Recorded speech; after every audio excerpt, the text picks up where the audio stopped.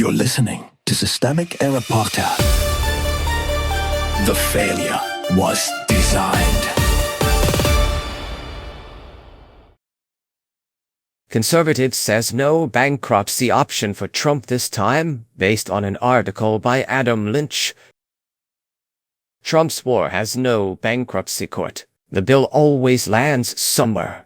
The source story is simple enough. Trump escalated a conflict with Iran.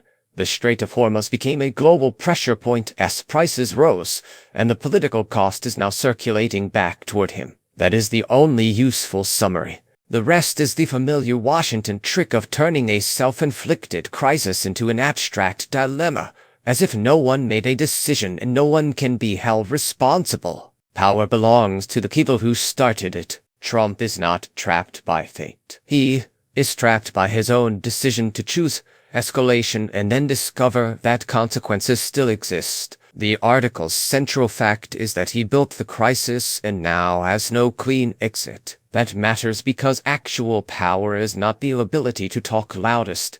It is the ability to commit the state to violence and force everyone else to absorb the cost. The Republicans who followed Trump into this colossal snarl are not spectators either. They enabled the move, sold the premise, and now have to live inside it. That is what party power looks like when it stops being political judgment and becomes damage control for one man's ego. Bankruptcy as a governing style. The piece is right to use bankruptcy as the governing metaphor. Trump's signature method is not strategy. It is abandonment. He takes the gain, externalizes the wreckage, and looks for a door-marked exit. That works in business, where the law allows failure to be socialized and reputation to be laundered. It does not work in a geopolitical crisis where the strait stays closed.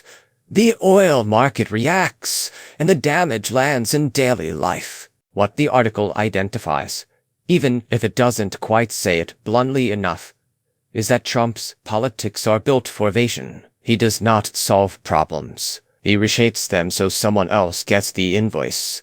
The misdirection machine.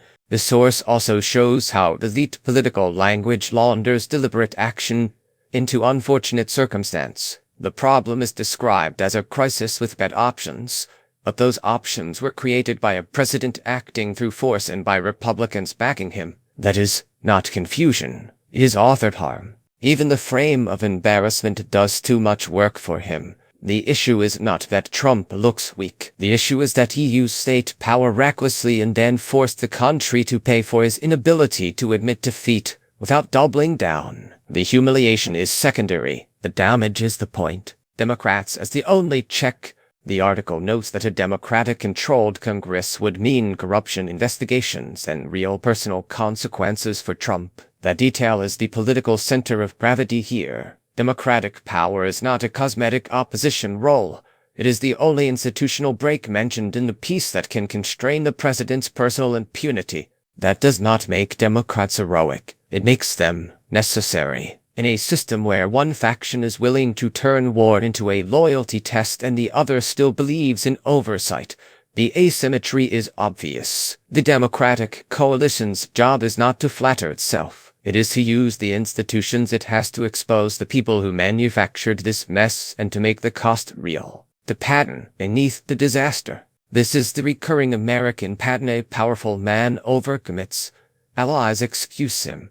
The public absorbs the inflation and instability, and everyone is told the resulting catastrophe is just an unfortunate situation. It is not.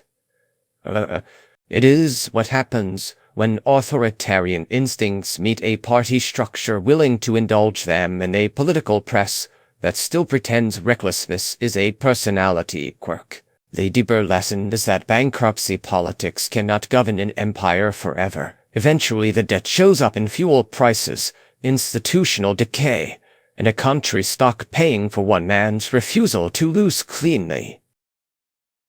You've been listening to Systemic Error. Thanks to Alternate for today's article, with the automated voice of John. Thanks for listening.